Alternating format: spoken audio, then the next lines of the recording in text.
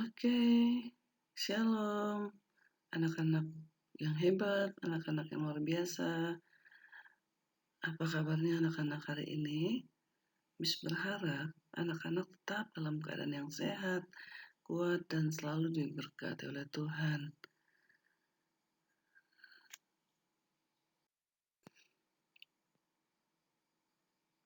Oke anak-anak, kembali lagi bersama Miss Lina.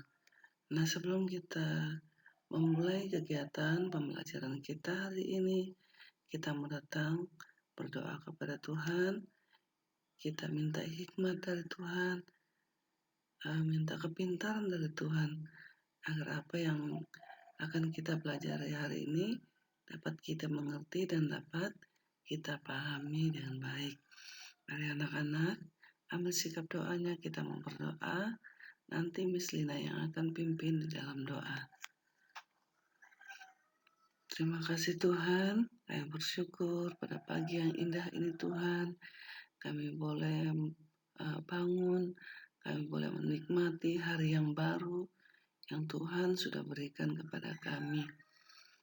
Saat ini Tuhan, kami mau belajar, Tuhan berkati kami, Tuhan tolong, Tuhan berikan hikmat bagi kami, agar apa yang akan kami pelajari hari ini dapat kami mengerti dan dapat kami pahami dengan baik. Terima kasih Tuhan Yesus yang baik. Tuhan terus memberikan kami semangat, sukacita, agar kami tetap semangat untuk mengikuti kegiatan pembelajaran hari ini. Terima kasih Tuhan, Tuhan juga memberkati orang tua kami yang sedang bekerja. Tuhan jaga, lindungi mereka. Terima kasih Tuhan, kami berdoa bersyukur dan kami siap untuk belajar di dalam nama Tuhan Yesus. Haleluya. Amin.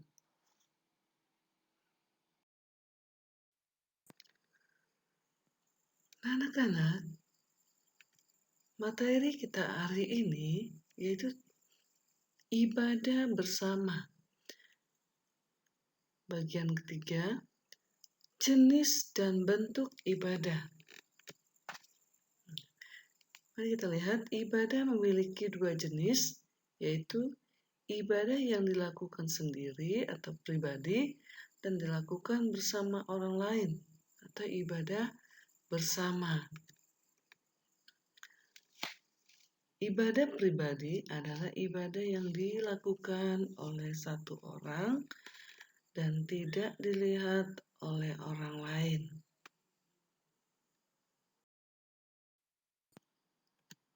Selanjutnya anak-anak, bentuk ibadah pribadi adalah A. Saat teduh, singkatannya sate. Bagian B, meditasi. Bagian C, puasa. Nah, anak-anak, ibadah bersama adalah ibadah yang dilakukan bersama anak-anak Tuhan lainnya. Ibadah bersama juga dikenal dengan sebutan kebaktian.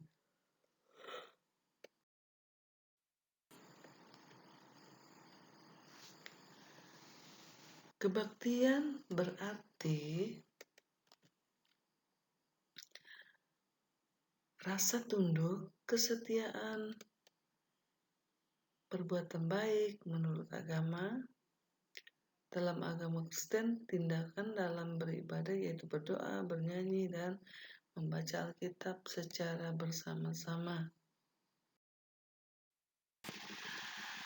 Nah, selanjutnya anak-anak, bentuk-bentuk ibadah bersama adalah pertama yaitu ibadah umum. Nah, ibadah umum yaitu ibadah yang dilakukan tanpa batasan usia, pekerjaan, dan tempat tinggal. 2 atau B, sekolah minggu yaitu ibadah untuk anak-anak. Yang C, ibadah teruna atau remaja, ialah ibadah untuk mereka yang berusia 11 sampai 19 tahun yang biasa disebut remaja. Nah, bagian D, ibadah pemuda ialah ibadah untuk mereka yang disebut pemuda, yaitu mereka yang berusia sekitar 20 tahun sampai 35 tahun. Bagian E, ibadah lansia. Ibadah lansia adalah ibadah yang dilakukan oleh kakek dan nenek. Nah, inilah bentuk-bentuk ibadah bersama. Nah, selanjutnya waktu dan tempat ibadah.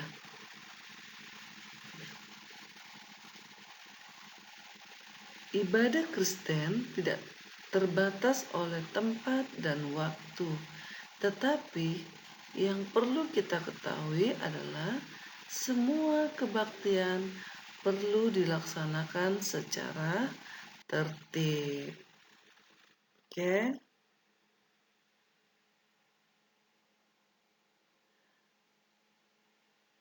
Tempat ibadah orang Kristen dahulu kala disebut bait Allah di dalam Kisah Para Rasul pasal 5 ayat 42 dan sekarang disebut gereja.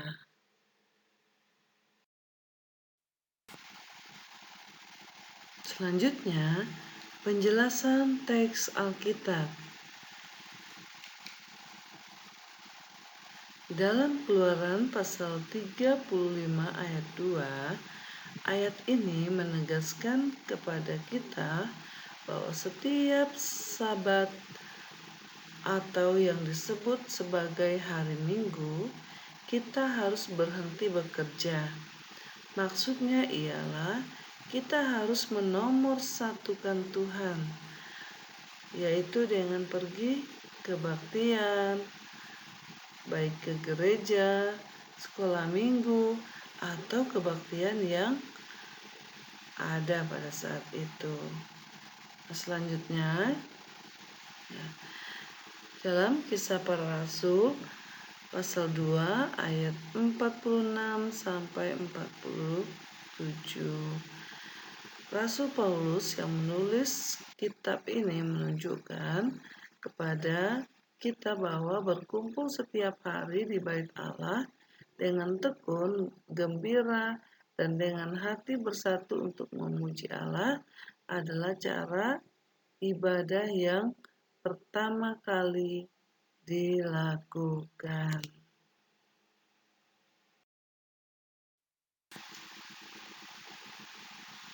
Nah, sekarang anak-anak, tugas anak-anak ada di halaman 80. Silakan anak-anak mengisi laporan dengan format tentang kegiatan ibadah. Misalnya, ibadah di gereja, keluarga, atau dimanapun tempat anak-anak beribadah.